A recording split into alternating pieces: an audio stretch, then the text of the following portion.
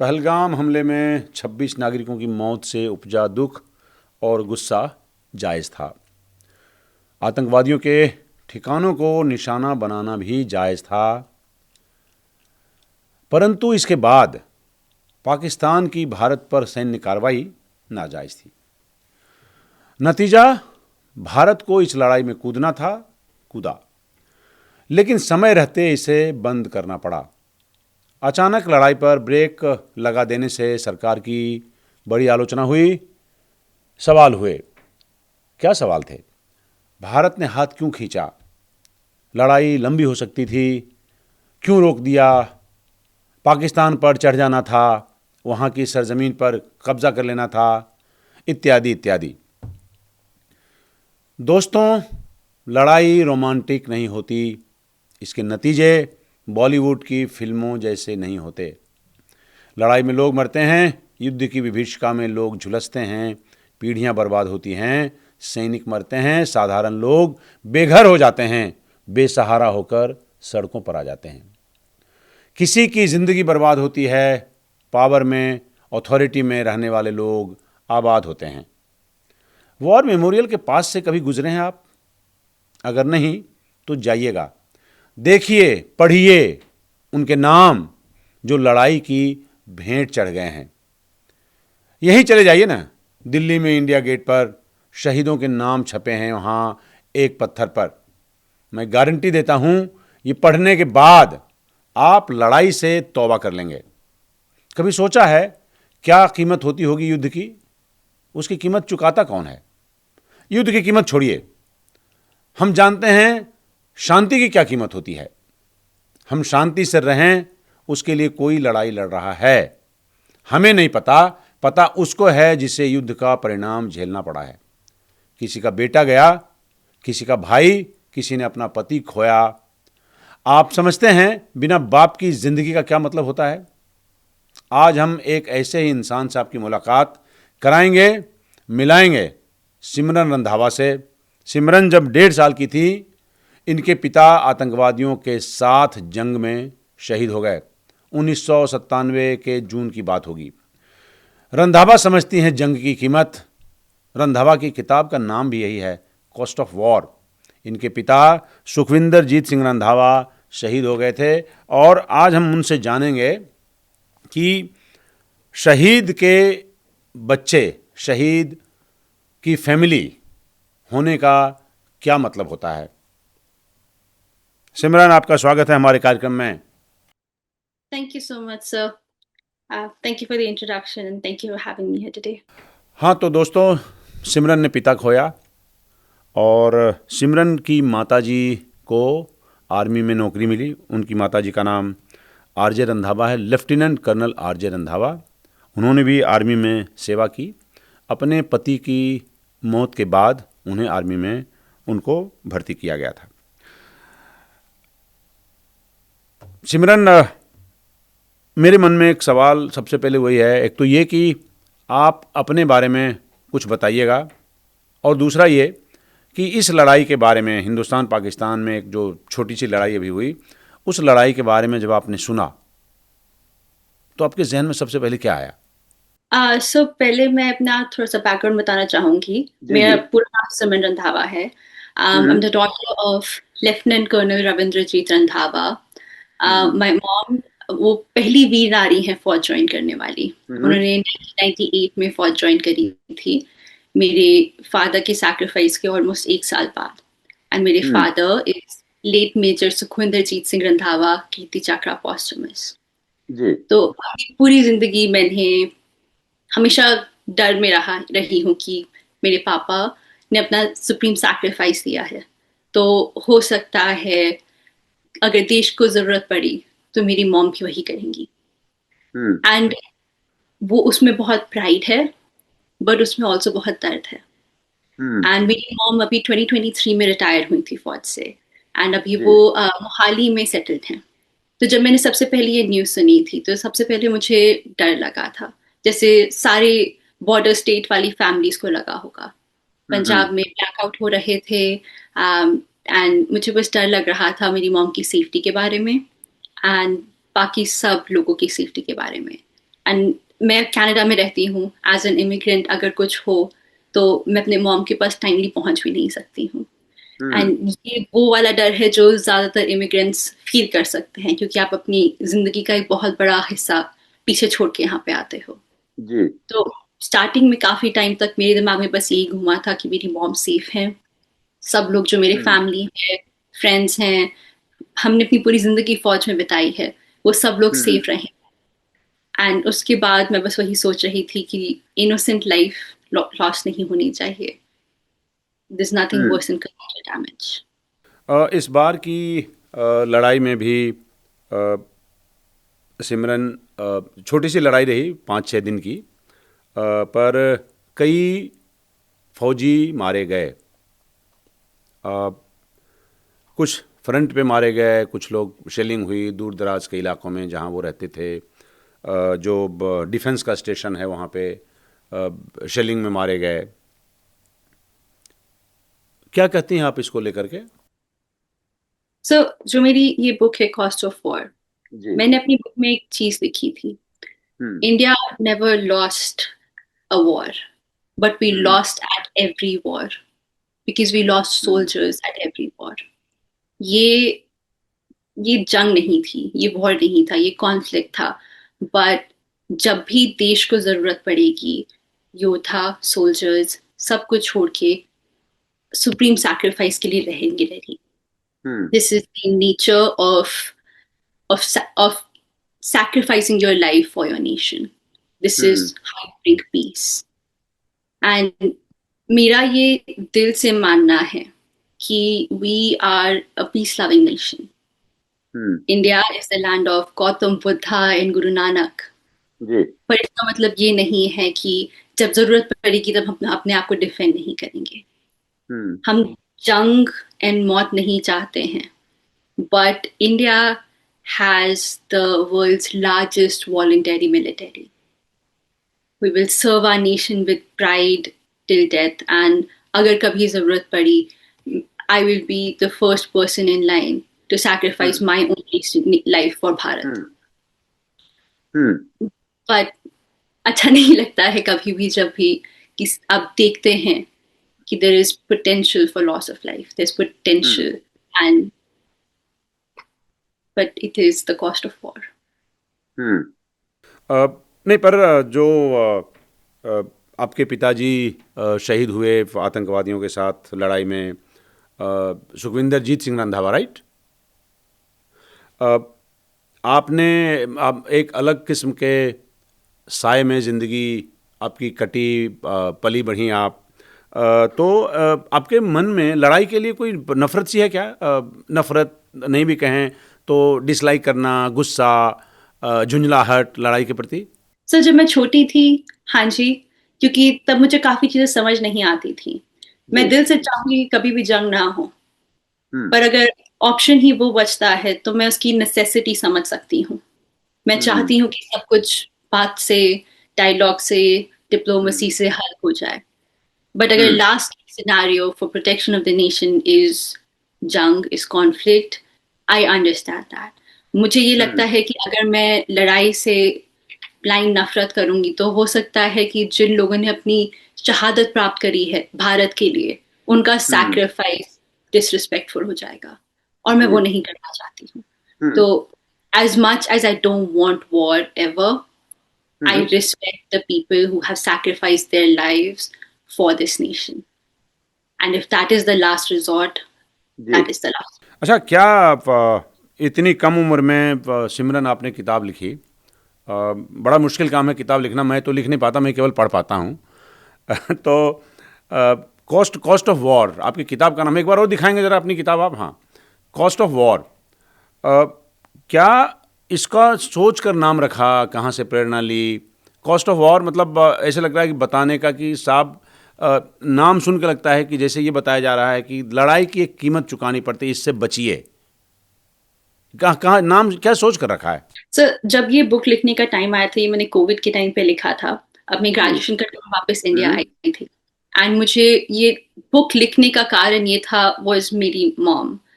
Anything that I do in my life, it is because of her. उन्होंने मुझे काफ़ी time से बोल रही थी कि मुझे बुक लिखनी चाहिए about our story, about my feelings of it, क्योंकि मैं हमेशा ये कहती हूँ कि इंडिया के लिए, भारत के लिए कुछ भी, मेरी जान भी, बट मुझे मेरे पापा चाहिए। वो जी। एक डाइकोटमी है दिस इमोशन, और मम्मा चाहती थी कि मैं ये बात दुनिया के सामने रखूं, क्योंकि अगर ये बात मैं महसूस कर रही हूँ तो बाकी शहीदों की फैमिलीज भी कर रही हैं। एंड मैं बुक लिखने के लिए रेडी नहीं थी, बिकॉज जब आप इतनी वल्नरेबल चीज दुनिया में डालते हो तो आपको क्रिटिसिज्म भी मिलता है, एंड मैं उसके लिए रेडी नहीं थी।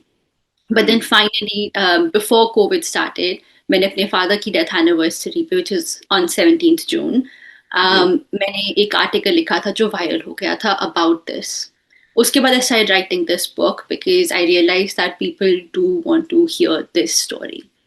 एंड इसका नाम के लिए बहुत बैक एंड फोर्थ गई थी about what to say, what the right words are, but the true meaning of cost of war is कि it is not just the soldiers that pay it.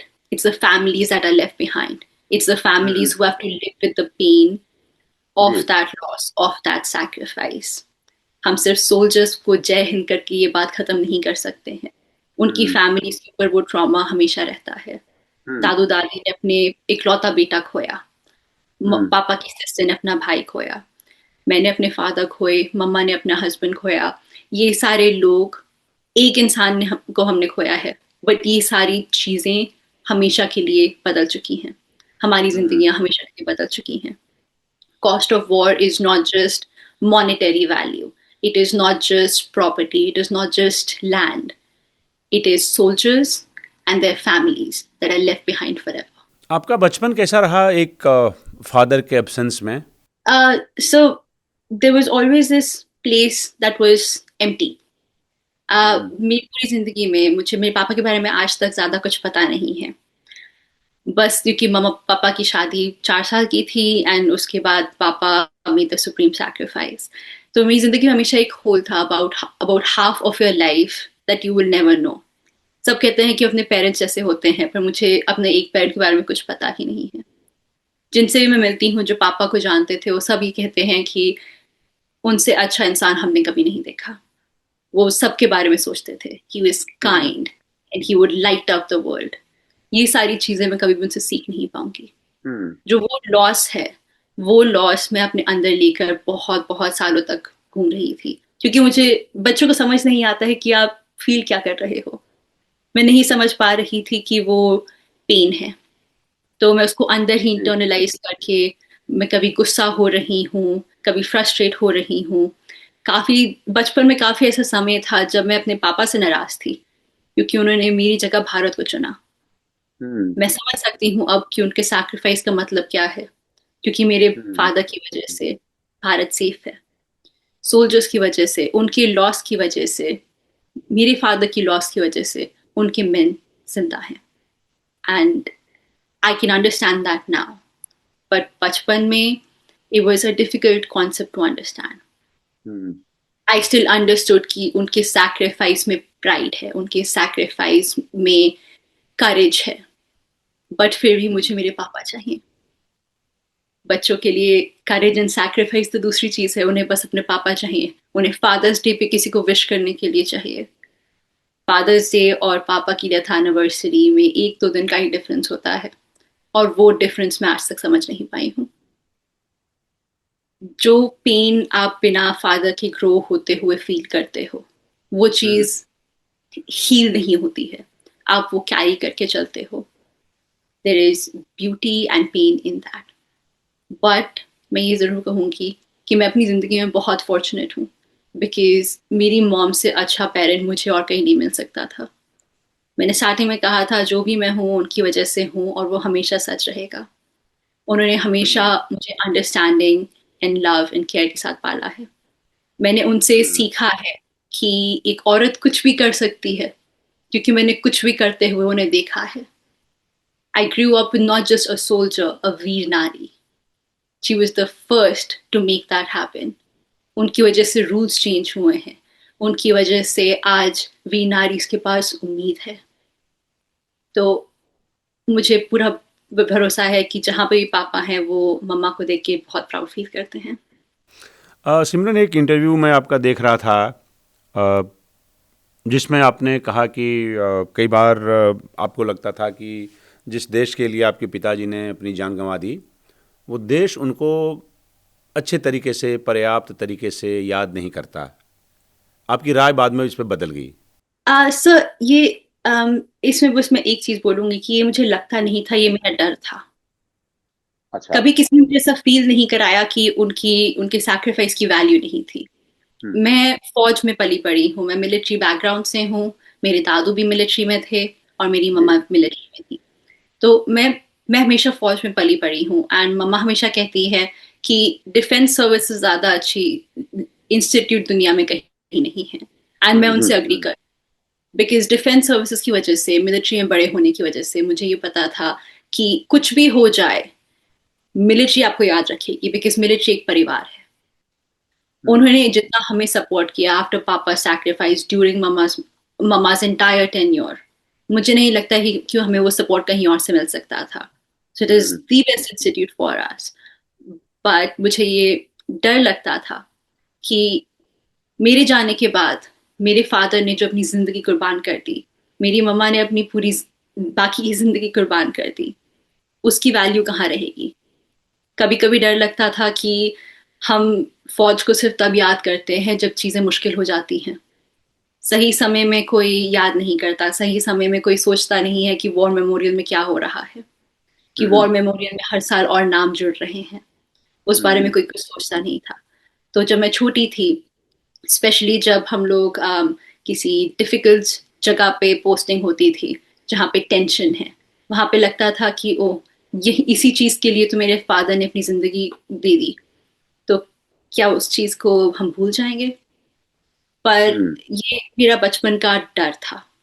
Ji. But luckily जब मम्मा की posting Srinagar में थी, हम लोग to Rashtra rifles में गए थे। Two Rashtra rifles is the unit that पापा was posted with when he sacrificed his life. जी। एंड हम लोगों को लकीली उन्होंने विजिट करने दिया, उन्होंने हमें इनवाइट किया। And to Rashtra rifles is called Randhawa camp. उन्होंने पूरे कैंप का नाम रखा है पापा के ऊपर। तब मुझे रियलाइज हुआ कि कुछ भी हो जाए वो लोग याद रखेंगे। पापा का सैक्रिफाइस सिर्फ हमारे लिए वैल्यूबल नहीं है, बट भारत के लिए वैल्यूबल है। सारे सोल्जर्स का सैक्रिफाइस भारत के लिए वैल्यूबल है। सदियों के बाद मैं यहाँ नहीं रहूंगी, मेरी मम्मा नहीं होंगी, जिनको भी मैं जानती हूँ वो यहाँ नहीं होंगे, बट उन सोल्जर्स का नाम उस वॉर मेमोरियल में हमेशा रहेगा। We'll all be gone, but they'll be here. सिमरन, कई बार मन में सवाल आता है, मैं बड़ा भावुक हो गया हूँ आपकी बात सुन के। हम कहते हैं कि क्या है लड़ाई?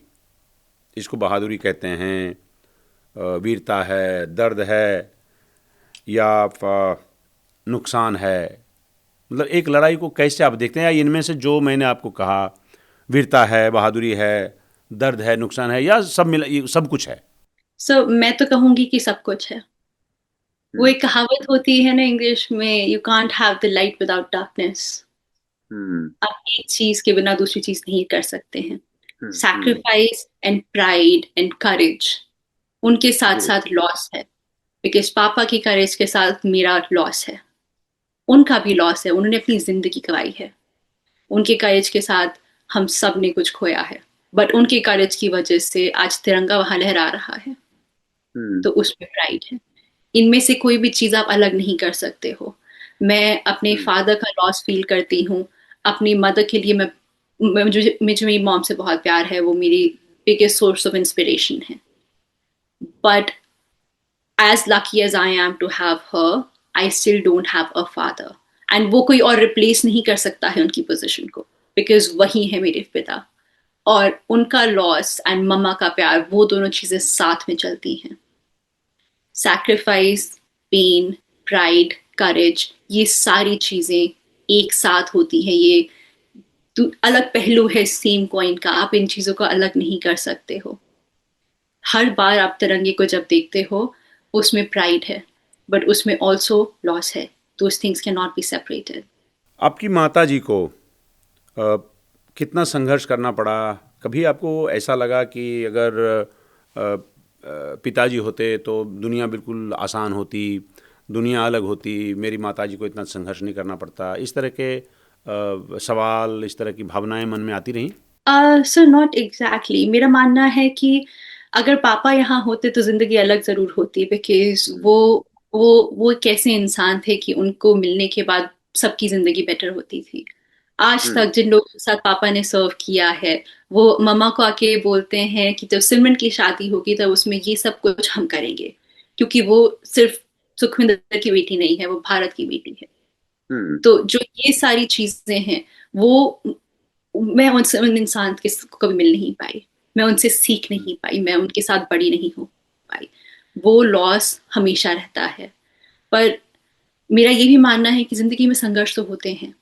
जो ये हम्म। संघर्ष हमने झेला है ये अलग है, हाँ जी, पर हम्म। कोई और तरीके का संघर्ष होता। मैं पापा को मिस करती हूँ इसीलिए नहीं कि अगर वो होते तो जिंदगी आसान होती। हम्म। मैं उन्हें मिस करती हूँ बिकॉज उनकी जिंदगी बहुत जल्दी खत्म हो गई। He did not get to live the life that he deserved to live. He did not get to see the good that he did in the world. I miss him because he's my father. और हम्म। मुझे ये भी पता है कि मेरी mom ने बहुत सफर किया है, जी। बट उनसे ज्यादा स्ट्रांग लेडी मैंने आज तक नहीं देखी है।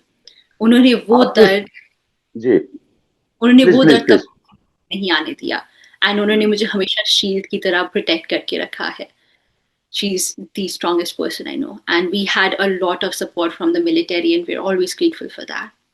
सिमरन, आप कभी किसी वॉर मेमोरियल में गई हैं? जी सर, हर बार जहाँ पे भी वॉर मेमोरियल होता है हम हमेशा रुकते हैं। कैसा लगता है वॉर मेमोरियल देख के? सर, जो आपने पहले क्वेश्चन पूछा था कि ये सारे इमोशन साथ में जाते हैं, वैसा लगता है। मैं बहुत प्राउड फील करती हूँ for everyone that chose to sacrifice their life for people that they don't know. अब आसान होता है अगर आपके सामने बोला जाए कि आप अपने आप को चूज करोगे या इन्हें, बट सोल्जर्स अपनी लाइफ सैक्रिफाइस कर रहे हैं for a country that they do not know. They are sacrificing it for all of us. हमें नहीं पता वो क्या क्या झेल रहे हैं, पर वो सब कुछ कर रहे हैं हमारी सेफ्टी के लिए।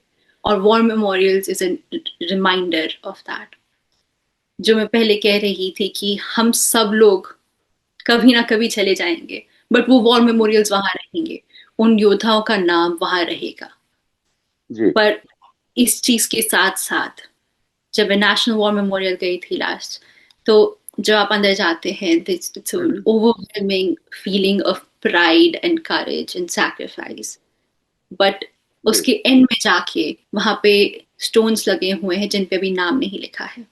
हम्म। And that is a very sad thing to look at, because हमें पता है कि और सोल्जर्स शहीद होंगे, हम वो जानते हैं, और उनके लिए जगह बनी हुई है।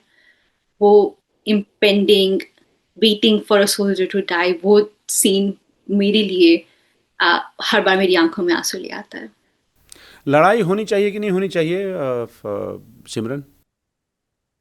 सो अगर ना हो तो भला है, अगर डायलॉग से चीजें सॉर्ट आउट हो जाएं तो अच्छा है, बट हम अपने आप को प्रोटेक्ट करेंगे हमेशा।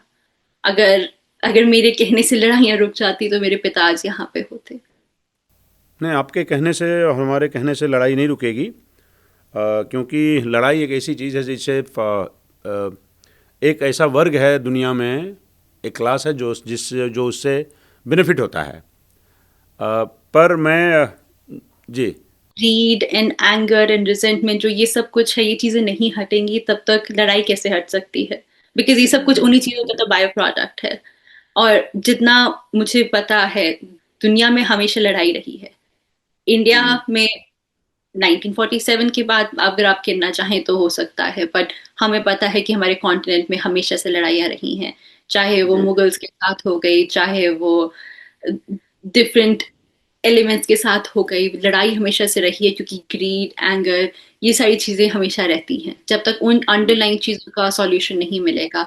अनफॉर्चुनेटली मुझे नहीं लगता कि लड़ाई रुकेगी, जितना भी मैं चाह लूं। जो लोग पॉलिटिकल क्लास है, नेताओं का नाम नहीं लेंगे, पॉलिटिकल क्लास है। कभी आपके जहन में आता है कि जो पूरी दुनिया में जो लड़ाई की वजह है वो ये लोग हैं जो पॉलिटिक्स को गवर्न करते हैं, ये उसके लिए रिस्पॉन्सिबल हैं? सो मुझे लगता है कि लड़ाई का जो कौन रिस्पॉन्सिबल है, ये मेरी पहुंच से ज्यादा ऊपर वाला क्वेश्चन है। मुझे पता जी। है कि आसान होगा अगर मैं एक कंट्री को हेट करूं अपने फादर के हम्म। लॉस, वो बहुत आसान जी। चीज होगी, बट उतनी हम्म। आसान जिंदगी नहीं है। अगर हम हम्म। अपनी हिस्ट्री में जाएं तो इंडिया पाकिस्तान का बंटवारा कॉलोनाइजेशन की वजह से हुआ था। जी। हम बैक टू बैक चीजों के रीजंस निकाल सकते हैं, बट आसान होगा अगर मैं एक चीज की तरफ अपना गुस्सा डायरेक्ट कर दूं कि इस पॉलिटिशियन की वजह से हुआ था या इस कंट्री की वजह से हुआ था। बट जिंदगी उतनी आसान नहीं है, और ना ही हम्म। इस चीज को सोचने से मेरे पिता वापस आ जाएंगे, ना ही बाकी की जंग रुक जाएगी, ना ही बाकी सोल्जर्स की शहादत रुक जाएगी। तो फौजी के फौजी के बच्चों को लड़ाई की ज़्यादा कीमत अदा करनी पड़ती है, मैं समझ सकता हूँ। अ, ये बात सही है। क्या देश और समाज सभी लड़ाई की कीमत अदा करते हैं? मानना है कि जब किसी भी मासूम की मौत होती है, हम सबकी इंसानियत पे चोट पहुंचती है, हम्म। चाहे कुछ हो जाए, चाहे आप उन्हें जाने या ना जाने। जी। मगर मगर फौजियों की फैमिलीज के ऊपर ज्यादा चोट पहुंचती है, क्योंकि ये हम्म। हमारा लॉस बहुत पर्सनल हो जाता है। मैं जानती हूँ कि उस तिरंगे की वैल्यू क्या है, और वो मैं कभी भूल नहीं सकती। जब भी मैं जन गण मन सुनती हूँ, मेरी दिल का लंप इन माई थ्रोट, और वो कभी नहीं हटेगा, बिकॉज मुझे उसकी वैल्यू पता है। वो वैल्यू मेरे लिए कभी हट नहीं सकती है। मुझे लगता है कि हम सब हम सब भारत की मिट्टी के बने हैं, जी। पर जो सोल्जर्स की फैमिलीज हैं, जो हमारी हम्म। फैमिली मेंबर्स हैं, हमारी फैमिली मेंबर्स का खून भारत की रगों में बहता है।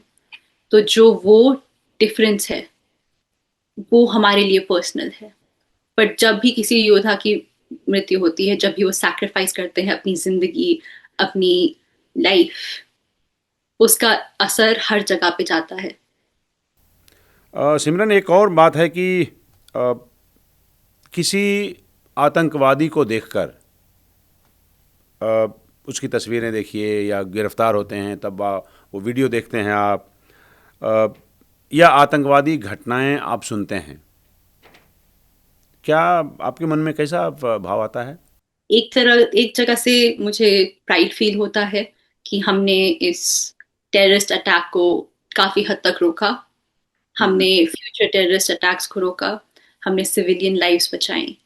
बट हम्म। दूसरी तरफ से मुझे ये भी लगता है कि जो हम आजकल छोटे बच्चे देख रहे हैं, जो आतंकवादी सेल्स के साथ मिले हुए हैं, वो हम्म। वो यूथ को गुमराह किया जा रहा है। ये हम्म। छोटे बच्चों की जिंदगी तबाह हो रही है, क्योंकि उन्हें हम्म। टेररिस्ट इनकैम्पमेंट्स में लेके जाया जा रहा है। उन्हें एक डिफरेंट रियलिटी दिखाई जा रही है। उनको जी। कभी अपनी जिंदगी जीने का भी मौका नहीं मिला, उन्हें कुछ और समझने का ही मौका नहीं मिला, क्योंकि उन्हें इंडोक्ट्रिनेट कर दिया गया उस आइडियोलॉजी के साथ। जी। तो जितना मैं चाहती हूँ कि कोई भी इनोसेंट लाइफ ना गवाई जाए, कोई भी सोल्जर्स को अपनी जिंदगी सैक्रिफाइस ना करनी पड़े, मुझे लगता है कि हमें थोड़ी सी इंसानियत उनके लिए भी दिखानी चाहिए, जिनको ये जिंदगी जीने की मौका ही नहीं मिला, जिनको पैदा होने के साथ एक गन थमा दी गई और बोला कि यही कर सकते हो और कोई ऑप्शन ही नहीं है। उनके लिए उनके उनके लिए आपके मन में सहानुभूति होती है जो आतंकवादी बन गए हैं? सब मुझे उनके लिए बुरा लगता है। उनको मौका नहीं मिला कुछ और करने का, उन्हें हम्म। मौका नहीं मिला अच्छाई देखने का। जब मैं छोटी थी, मैं बहुत जल्दी गुस्सा होती थी, और मैं उस हम्म। गुस्से के अंदर खो सकती थी। मैं आपके पुराने सवाल अगर मैं बोलूं, मैं एक पॉलिटिशियंस पे जी। गुस्सा निकाल सकती थी, मैं हम्म। उसी हम्म। सोच में गुम हो सकती थी। हम्म। बट मुझे रोशनी दिखाई गई थी, मुझे उस जी। डार्कनेस से निकाला गया था। तो मुझे कभी ये नहीं बोला गया इसको ब्लेम करो, इस कंट्री को ब्लेम करो, अगर इस कंट्री को ब्लेम नहीं किया तो तो आपके फादर का सैक्रिफाइस नहीं में। मुझे कभी भी ऐसी गलत बातें नहीं सिखाई गई थी, मुझे हमेशा सिखाया गया था that there is good in everybody, you have hmm. To see the kindness. मुझे हमेशा मुझे बहुत ही केयर के साथ बड़ा किया गया था। इन बच्चों को वो केयर नहीं मिली। हम्म। तो इसमें सिर्फ वो गलत नहीं है, पूरी सोसाइटी ने फेल किया है। हम वो बात नहीं भूल सकते। मैं ये नहीं कह रही हूँ कि जो उन्होंने किया है वो सही है। मैं ये नहीं कह रही हूँ कि जो उन्होंने किया है उसको आप फॉरगिव कर दो। मगर कहीं ना कहीं हम सब फेल कर रहे हैं, पूरी दुनिया को। आपने आपने आपने आपने फॉरगिव किया है? नहीं सर। हम्म। सर मैंने फॉरगिव नहीं किया है क्योंकि मैंने कभी इस बारे में सोचा नहीं है। हम्म। मैं गुस्सा नहीं थी उनसे जिन्होंने जंग लड़ी, क्योंकि वो भी अपनी तरफ से कुछ कर रहे थे। उन्होंने एक, जब मैं छोटी थी एक मूवी थी आई थी, हीरो। मुझे नहीं पता अगर आपने उसके बारे में देखा होगा कि नहीं। उसमें एक छोटा सा बच्चा था जो बॉर्डर एरिया में बड़ा हुआ था, और वो जोर जोर से बोल रहा था कि गलत हुआ है, पर वो धीरे धीरे बोलना शुरू कर देता है कि मेरे पिता जो फौजी हैं, जिन्होंने अपने देश के लिए अपनी जान कुर्बान करी, जी। उनके पिता ने भी तो अपने देश के लिए जान कुर्बान करी थी। मैंने कभी सोचा ही नहीं कि मुझे इंटरनेशनल एलिमेंट्स को फॉरगिव करना है, क्योंकि मेरा दिमाग बस था पॉजिटिव पे, कि मेरे फादर की वजह से उनके मेन जिंदा हैं। मेरे फादर की वजह से वो जगह जहां पे उन्होंने अपनी जिंदगी सैक्रिफाइस करी, वो जगह सुरक्षित है। मैंने कभी सोचा नहीं नेगेटिव पार्ट का मेरा। और ऑनेस्टली ये मैं पहली बार सोच रही हूँ कि मुझे भी फॉरगिव करना चाहिए। बट मेरे दिमाग में कभी वो बात ही नहीं आई कि जिस इंसान ने गोली मारी में भी उनके बारे में सोचना चाहिए, क्योंकि मैं उनके बारे में सोचती अपनी अपना समय उस पर नहीं डालना चाहती थी। मैं अपना जी। समय डालना चाहती थी अपने फादर की लेगेसी को आगे बढ़ाने में। इसलिए मैंने ये हम्म। किताब लिखी।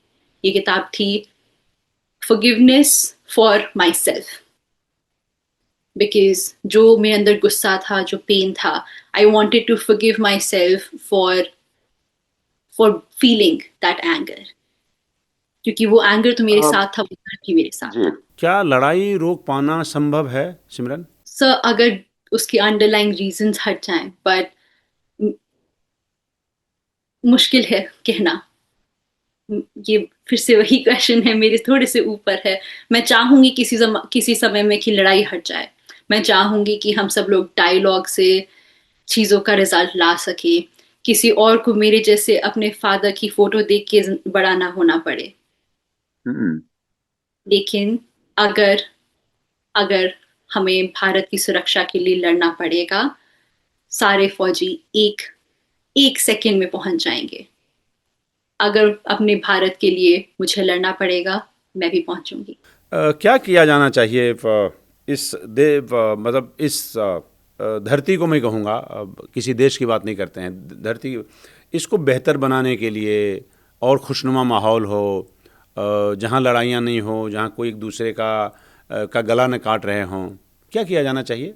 सर डिफरेंट एस्पेक्ट्स में बहुत चीजें कही जा सकती हैं। हेल्थ केयर से लेके जेंडर इक्वालिटी तक बहुत सारी चीजें हैं जो इस धरती पे टूटी हुई हैं, जिनको जोड़ने की जरूरत है, हम्म। इमीडिएटली जरूरत है। क्योंकि मेरा मानना है कि अगर आप अपनी पूरी पॉपुलेशन के 50% को दबा के रखोगे तो कभी आगे नहीं बढ़ सकते हो। क्या बात है, क्या बात है, वाह वाह, आपकी बात सुनकर मज़ा आ गया। मैंने कहा था पहले भी कि हम लोग फौज के लिए बहुत ग्रेटफुल हैं। We very grateful for Indian army and for giving us the life that we've led. The sacrifice के साथ साथ हम अपनी जिंदगी को बहुत ही प्राइड के साथ जिया है, एंड बहुत सपोर्ट मिला है अपनी लाइफ में। बट मैं ये जरूर कहूंगी कि ये कुछ भी पॉसिबल नहीं होता अगर general Vaid Prakash Malik and doctor Ranjana Malik ने मेरी मॉम पर भरोसा नहीं किया होता। बिकॉज जी। मम्मा पहली भी नारी है जिन्होंने फौज ज्वाइन करी थी, but general Vaid Prakash Malik and doctor Ranjana Malik are the reason that that happened. Doctor Ranjana Malik को मम्मा ने जब अप्रोच किया था, she was the one who saw potential in mom. She took this up to general Malik, and उन लोगों की वजह से आज वी नारी फौज में आई हैं। हमने अपनी जिंदगी में बहुत डार्क टाइम देखा है, बट हमने बहुत रोशनी भी देखी है। बिकॉज उन लोगों ने हमारी मदद की है जिनको हमारी मदद करके कुछ मिला नहीं है। उन्होंने हर कदम पे हमें अपना टाइम सैक्रिफाइस किया है हमारे लिए। उन्होंने हमें होप दिखाई है जबकि उन्हें कुछ मिलता नहीं, और उनके बिना हम लोग आज यहाँ ना हो पाते। बहुत बहुत शुक्रिया आपका सिमरन, हमसे बात करने के लिए। और मुझे लगता है कि आपके मन में जो पीड़ा अब तक रही, तो वो समय आ गया है जो देश और दुनिया के लोग इस बात को समझें कि लड़ाई के क्या क्या नुकसान होते हैं, लड़ाई की क्या कीमत देश और समाज को अदा करनी पड़ती है। मैं इस उम्मीद के साथ आपको इस शो में लाया था कि आपकी बातें सुन के कुछ लोगों को थोड़ा ज्ञान होगा कि लड़ाई नहीं हो उसके लिए क्या किया जाना चाहिए। बहुत बहुत धन्यवाद आपका, आपने हमारे इस कार्यक्रम में आकर शिरकत की। बहुत बहुत धन्यवाद आपका।